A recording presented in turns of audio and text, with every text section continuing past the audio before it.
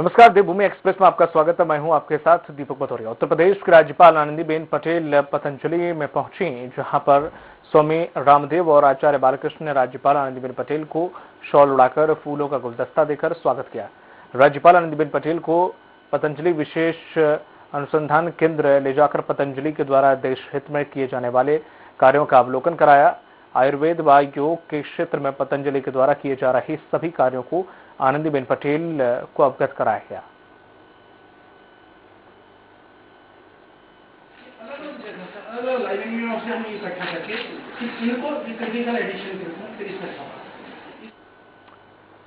वही मुख्यमंत्री पुष्कर सिंह धामी ने रामनगरी अयोध्या में दिल्ली सेवा धाम ट्रस्ट की प्रस्तावित धर्मशाला के शिलान्यास पूजन कार्यक्रम में हिस्सा लिया। इसके साथ ही उन्होंने कार्यक्रम स्थल पर मंत्रोच्चार के साथ हवन यज्ञ में आहुति दी। सीएम धामी ने कहा है कि धर्मशाला के निर्माण के बाद रामलला के दर्शन के लिए अयोध्या आने वाले देश और दुनिया के सभी राम भक्तों को विश्व स्तरीय आवासीय सुविधा मिलेगी। सीएम धामी ने प्रधानमंत्री और सीएम योगी आदित्यनाथ की जमकर तारीफ की।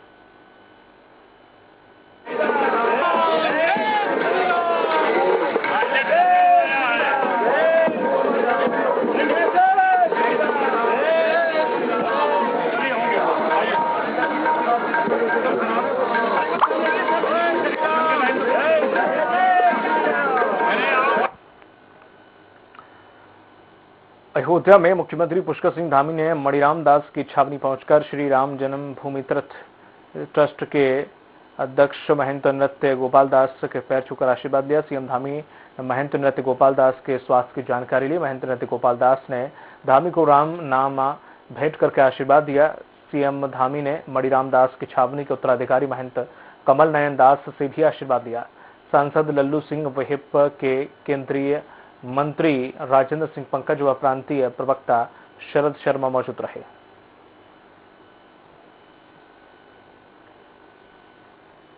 उत्तराखंड के सीएम पुष्कर सिंह धामी गोंडा पहुंचे। गोंडा के नवाबगंज स्थित महेशपुर गांव में भूमि पूजन कार्यक्रम में सीएम धामी शामिल हुए। वहीं दिल्ली सेवा धाम अयोध्या के द्वारा बनाए जा रहे धर्मशाला का भूमि पूजन किया। सीएम धामी के स्वागत में साधु संतों के साथ ही स्थानीय विधायक भी मौजूद रहे। महेशपुर गांव में दिल्ली सेवा धाम यात्रियों के लिए बनवाएगा धर्मशाला। सरयू नदी के किनारे स्थित है महेशपुर गांव। बहुत अच्छा जैसे आज की रामराज की जो कल्पना करते थे, वो रामराज ने पूरे भारत के अंदर आज मोदी के नेतृत्व में रामराज के हम लोग हम बहुत कल्पना करते हैं रामलला बनाएंगे, मंदिर बनाएंगे, बहुमत की सरकार बनी और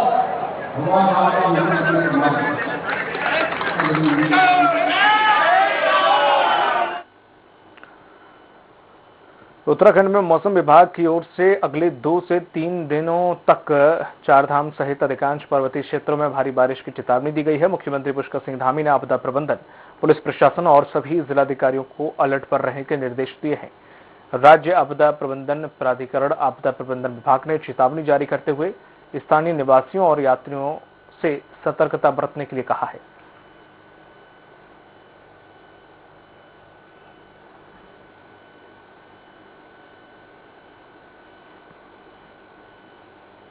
अरे 2 दिन की बारिश का बता रहे हैं ना, बहुत ज्यादा।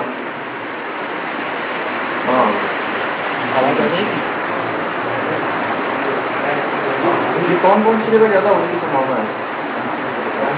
थोड़ा डीएम वगैरह आपको फ्लैश करवा दीजिए, सब लोग है ना।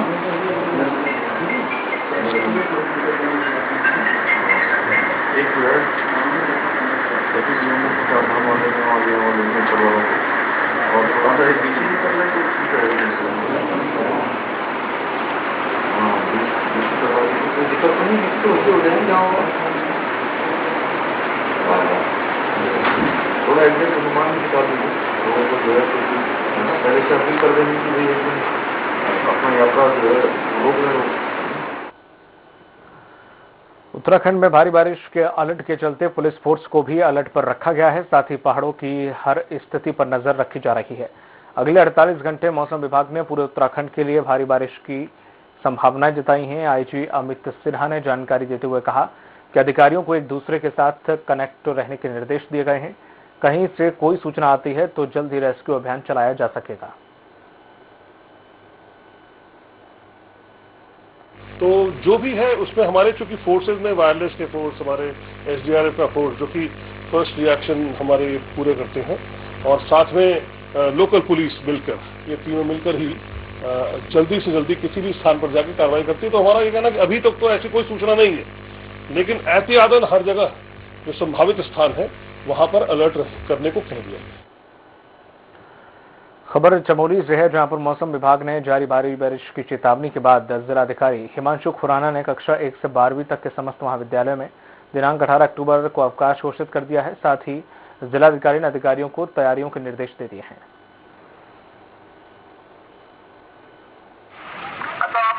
जारी किया गया है, हैवी अलर्ट जारी किया गया है, जिसमें भारी से बहुत भारी बारिश की आशंका है। तो उसको देखते हुए जो हमारा यात्रा मार्ग है उनमें हम सभी से अनुरोध कर रहे हैं कि आगामी 2 दिनों के लिए वे अपनी यात्रा को टाल दें, और जो लोग बद्रीनाथ पहुंच गए या मांडुकेश्वर पहुंच गए हैं उनसे अनुरोध किया जा रहा है कि वे जोशीमठ या किसी अन्य स्थान पर रुकने का कष्ट करें। मुख्यमंत्री पुष्कर सिंह धामी ने जम्मू कश्मीर में आतंकियों से लोहा लेते हुए उत्तराखंड के सूबेदार अजय रौतेला के आशीर्वाद होने पर शोक व्यक्त किया है, और शहीद होने पर मुख्यमंत्री ने शहीद के परिजनों को दुख की इस घड़ी में धैर्य प्रदान करने की ईश्वर से प्रार्थना की। वहीं सीएम पुष्कर सिंह धामी ने जौली ग्रांट एयरपोर्ट पर शहीद सूबेदार अजय सिंह और नायक हरेंद्र सिंह के पार्थिव देह पर पुष्प चक्र अर्पित करके श्रद्धांजलि दी। वहीं सीएम ने उनकी शहादत को नमन करते हुए कहा कि राज्य सरकार शहीदों के परिजनों के साथ हर समय खड़ी है। कैबिनेट मंत्री सुबोध उनियाल, गणेश यतीश्वरानंद ने भी शहीदों को श्रद्धांजलि अर्पित की। चमोली जिले के सांकरी गांव निवासी सैन्य योगंबर सिंह का पार्थिव शरीर उनके पैतृक गांव पहुंच गया है और पूरे सम्मान के साथ मुखाग्नि दी गई। अंतिम संस्कार में बद्रीनाथ विधायक महेंद्र भट्ट और पूर्व कैबिनेट मंत्री राजेश सिंह भंडारी पहुंचे। बता दें कि सैनिक योगंबर सिंह 17 गढ़वाल राइफल्स में तैनात थे। वर्तमान में वे सेना के 48 आरआर रेजिमेंट जम्मू कश्मीर में ड्यूटी पर थे। 14 अक्टूबर की रात जम्मू कश्मीर के पुंछ में आतंकियों से मुठभेड़ में योगंबर सिंह शहीद हो गए थे।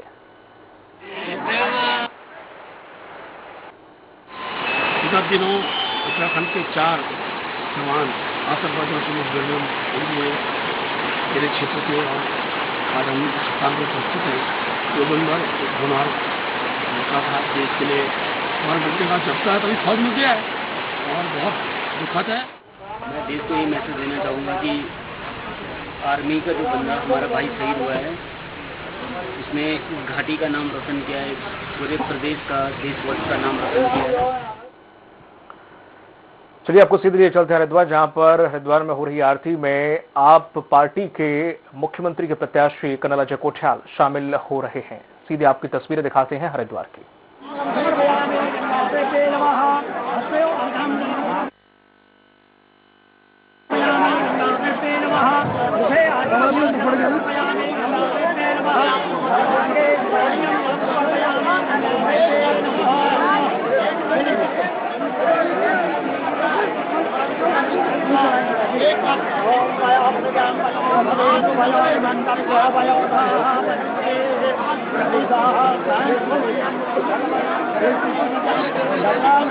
कमल फोटो कीजिए, फोटो कीजिए, फोटो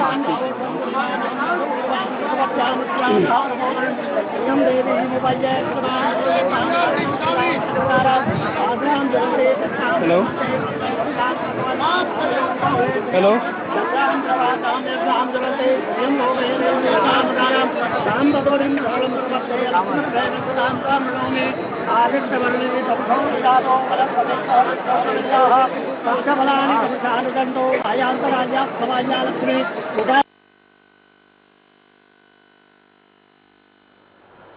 पूर्व मुख्यमंत्री हरीश रावत करीब 1 बजे पिथौरागढ़ के नैनी सैनी एयरपोर्ट पर पहुंचे, जहां पर विधायक हरीश धामी सहित कई पदाधिकारियों ने पूर्व सीएम हरीश रावत का स्वागत किया। वहीं Harish Rawat excellence foundation public school Bhind पहुंचे, जहां पर हरीश रावत ने कई पूर्व सैनिकों का सम्मान करते हुए आधा दर्जन लोगों को कांग्रेस पार्टी की सदस्यता दिलाई।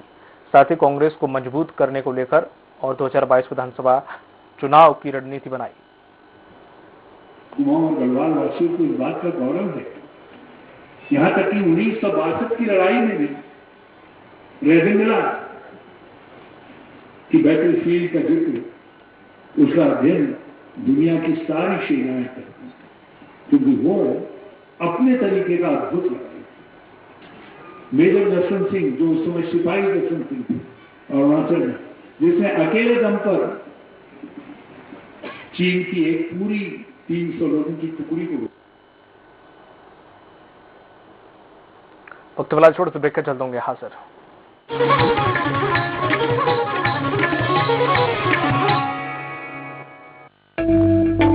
बेटियों को आत्मनिर्भर और सशक्त बनाने के उद्देश्य हेतु मुख्यमंत्री पुष्कर सिंह धामी के कुशल नेतृत्व में बेटियों के कल्याण के लिए उत्तराखंड सरकार द्वारा शुरू की गई नंदा गौरा देवी कन्या धन योजना महिला सशक्तिकरण एवं बाल विकास विभाग द्वारा क्रियान्वित इस योजना के अंतर्गत अनुसूचित जाति, अनुसूचित जनजाति और गरीबी रेखा से नीचे आने वाली बालिका के जन्म पर 11,000 रुपए और 12वीं की परीक्षा पास करने पर 51,000 रुपए सरकार की तरफ से प्रदान किए जाते हैं।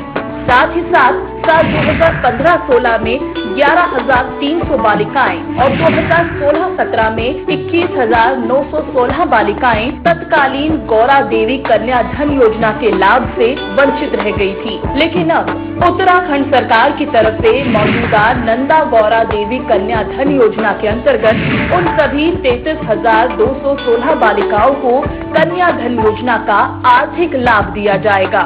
इसके लिए राज्य सरकार ने 50 करोड़ रुपए की धनराशि स्वीकृत की है। नारी शक्ति के समग्र विकास को समर्पित उत्तराखंड सरकार की तरफ से योजना के लाभ से वंचित रह गई प्रदेश की 33,216 बेटियों को अब मिलेगा उनका आर्थिक अधिकार। बेटी है अनमोल उपहार, शिक्षा है उसका अधिकार।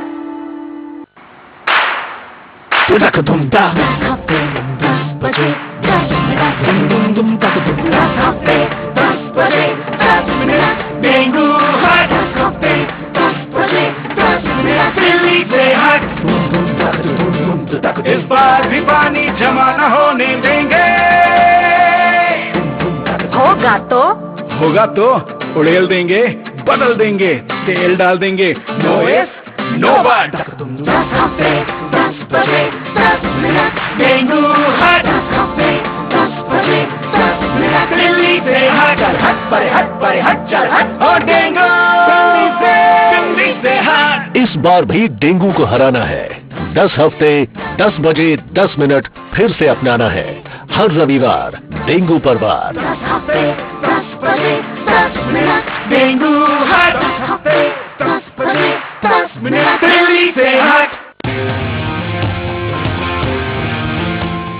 मंजिलें हो चाहे जितने, पर राह सबकी एक। Doctor CV Raman university, Kargi road, Kota, Bilaspur. Shri Satyasai university.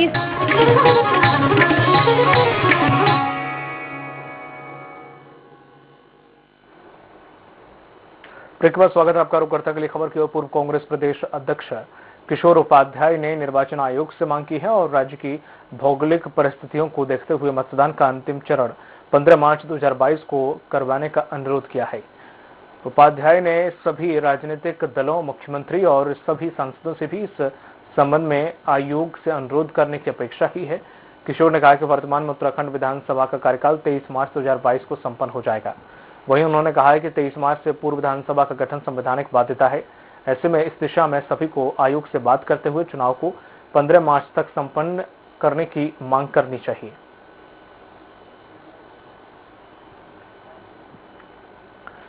विधानसभा चुनाव नजदीक आते ही उत्तराखंड में तोड़ मरोड़ का खेल शुरू हो चुका है, जहां पर बीजेपी के पूर्व कैबिनेट मंत्री यशपाल आर्य के घर वापसी के बाद लगातार बीजेपी को टाटा बोलकर बीजेपी के कार्यकर्ताओं और पदाधिकारी कांग्रेस में शामिल हो रहे हैं।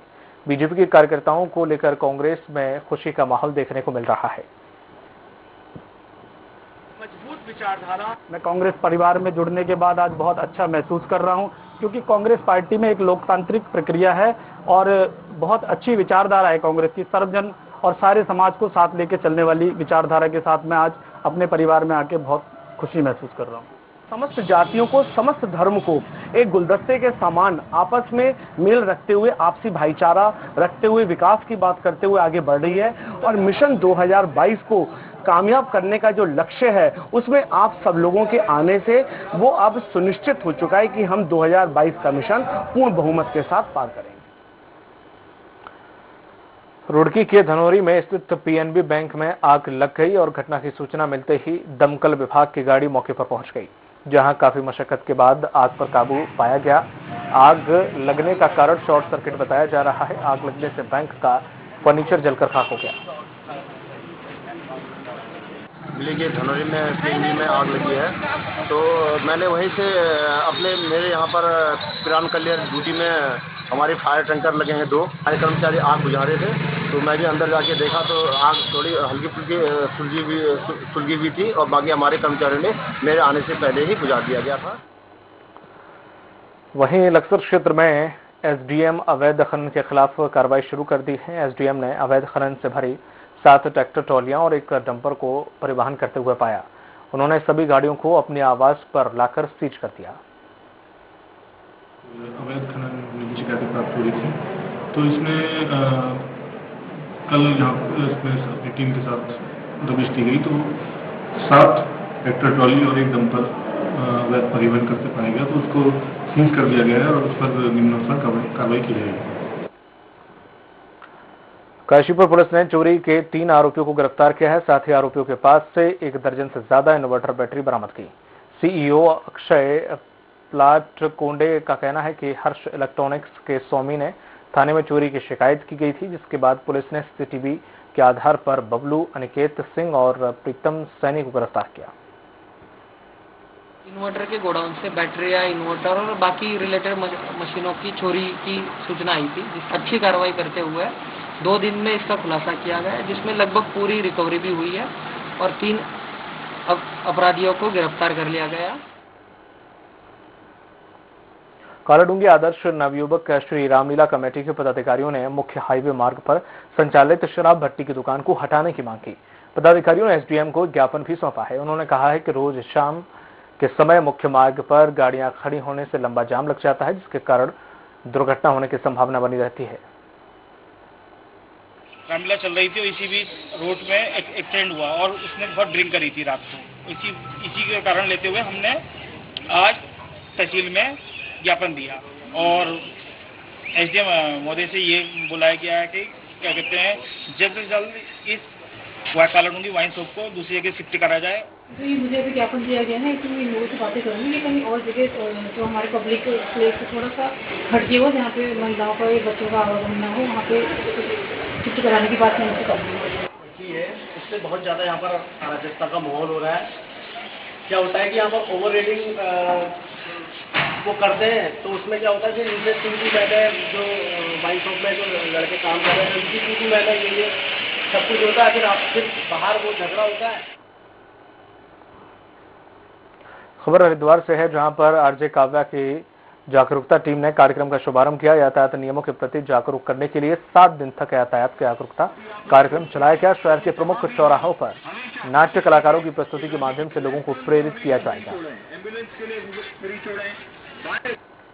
तो मेरी ये कोशिश करेंगे कि रंग मंच के तरीके से लोगों को आकर्षित किया जाए और जितने रावण के जो सर थे उतनी ही बुराइयां अगर हम अपने अंदर से निकाल लें, उसको ट्रैफिक रूल्स को पालन करते हुए, तो काफ़ी जान माल का जो नुकसान होता है हमारा उसको कम किया जा सकता है। बहुत इंपॉर्टेंट होता है जब हम कोई बेसिक बात बतानी होती है, बड़े सीरियस तरीके से बताते हैं तो लोग उतने अट्रैक्ट नहीं होते हैं, सबको एक आकर्षण चाहिए होता है। तो हमको ये लगा कि हम इस तरह का एक रावण क्रिएट करें और रावण दहन हर बरस करते हैं, लेकिन ये वो बुराइयां जिनको हम रोज शहर की सड़कों पे नहीं मान रहे होते हैं। खबर मसूरी से है, जहां पर लॉन्च डलहौजी नंबर 10 मसूरी द्वारा एनुअल केयर एंड कंसर्न कार्यक्रम भारत करुणा क्यूट मूवमेंट मुंबई के सहयोग से फ्रीमेंसन हॉल मैसोनिक लॉज कार्यक्रम का आयोजन किया गया। करीब 100 आशा और आंगनबाड़ी कार्यकर्ताओं को सम्मानित किया गया। आशा और आंगनबाड़ी कार्यकर्ताओं के द्वारा कोरोना काल में अपनी जान की परवाह किए बगैर लोगों की सेवा की, साथ ही कोविड से पीड़ित मरीजों की जान बचाने में अहम भूमिका निभाई। कोरोना के टाइम पे जिसमें सबके सब डरे बैठे थे या किसी न किसी तरीके से प्रभावित रहे हैं, उनकी सेवा करना, उनका ध्यान देना, ये सब लोग कर रहे हैं। तो ये बहुत अपनी तरफ से एक कम से कम जो हम कर सकते थे वो करने की कोशिश कर रहे हैं। लेकिन आज यहाँ पर आकर पता लगा कि इनके द्वारा जो है अनेकों जगह सोशल वर्क किया जाता है, जैसे कि यहाँ बताया गया कि लादूर में और अन्य जगह जो गरीब बच्चे हैं उनको यहाँ पर सहयोग दिया जाता है। और इस कोरोना काल में जो सेकंड फेज था उसमें जो वैक्सीनेशन का काम है, मुझे लगता है कि किसी संस्था ने यदि मसूरी में कोई काम किया है तो सबसे ज्यादा काम इस संस्था ने किया है। और इसके लिए मैं इनके सभी अध्यक्ष, सचिव और जो सदस्य हैं उनको जो है धन्यवाद करता हूँ। बद्रीनाथ धाम में मां उर्वशी पूजन समापन के साथ ही विजयदशमी पर बद्रीनाथ कपाट बंद करने की तिथि घोषित की गई। इस वर्ष 20 नवंबर को शाम 6:45 पर बद्रीनाथ धाम के कपाट बंद हो जाएंगे।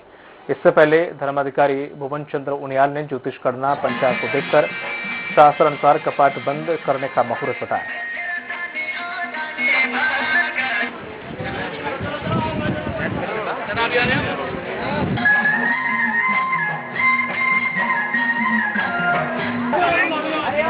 भगवान की राशि से जो लग्न लिखा है उसके अनुसार भगवान के कपाट 20 नवंबर को सायं 6:45 पर